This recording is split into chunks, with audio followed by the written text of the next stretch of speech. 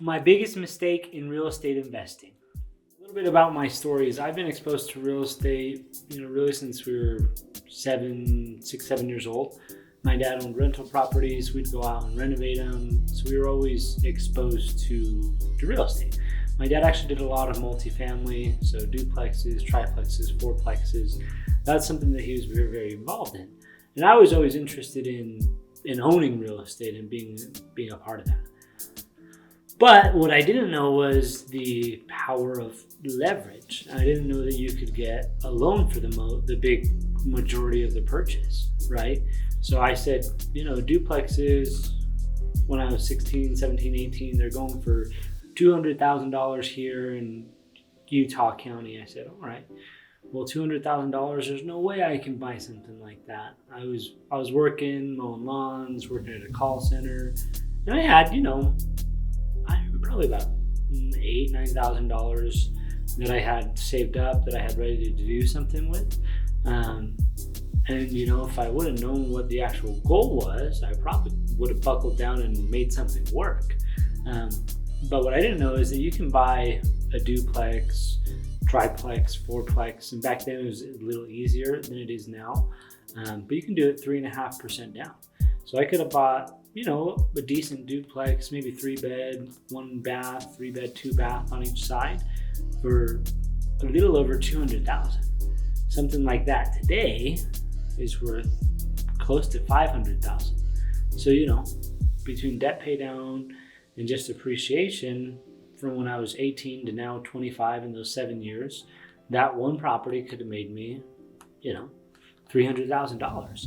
Or if I would have, bought that one, come back from my church mission, and then bought another one, then I could have 2, 3, 4, 5 more properties, 6 more properties. We could have accelerated the process a lot more. But again, you don't know what you don't know. And what I didn't know was, hey, I can borrow that money and I don't need to have, the full payment to buy it. And now this is something you guys are all like, oh yeah, of course we knew we could get a loan. Of course we knew that.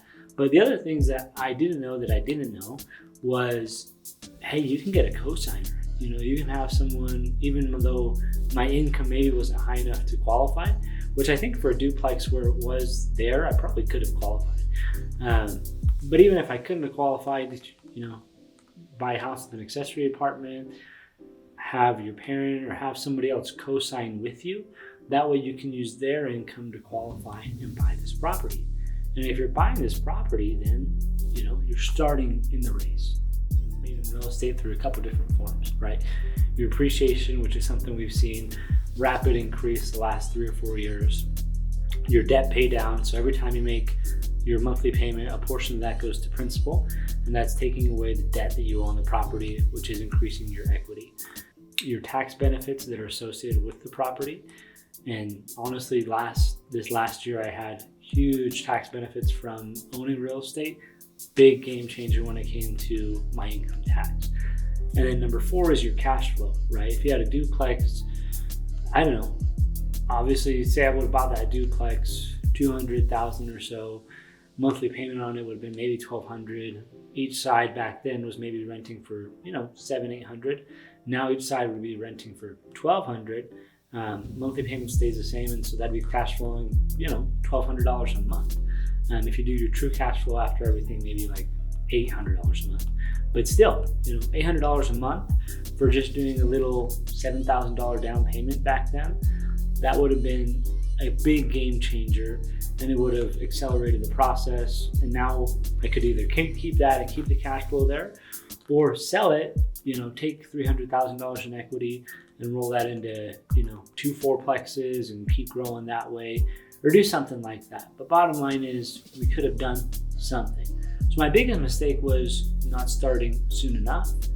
And that's, I think, a lot of people's mistakes. And if you talk to people who have big portfolios, regardless of if they started when they were 18, well, I guess not if they started when they were 18, but if they started when they were 22 or if they started when they were 40, they always wish, I should have bought more, I should have bought earlier.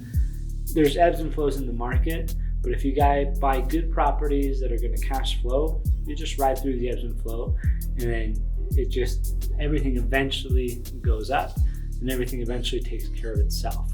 So again, my biggest advice to people not making the same mistake is buy now. Buy as soon as you can. And for the folks saying, well, what about this crash? I'm going to save my money until this crash comes, this crash. Spoiler alert, we're not going to see a crash at least for the next 5-10 years. Inflation is here. It's here to stay. I went out with my wife the other day. We were looking at just going to different restaurants, and went to a restaurant that we went there the week before, and the price on just the average plate had gone up 15-20%, right? And that inflation's coming, it's here. I don't think there's any debate on that. It's been something I've been saying for the last few years, and now we're really seeing it kick into gear. So house prices aren't going to be going down. Again, I can talk about a lot of other data points, but bottom line is house prices aren't going to be going down. I'd say the sooner you can jump on and buy something, you can come back and thank me later. I accept gift cards, Venmos, whatever you feel is best. But my biggest advice really is that go ahead and buy something now, get started on it, and then, again, even if there are ebbs and flows, just make sure you buy the right property, but don't wait for this crash, for this crazy something or another. Now is the time to act.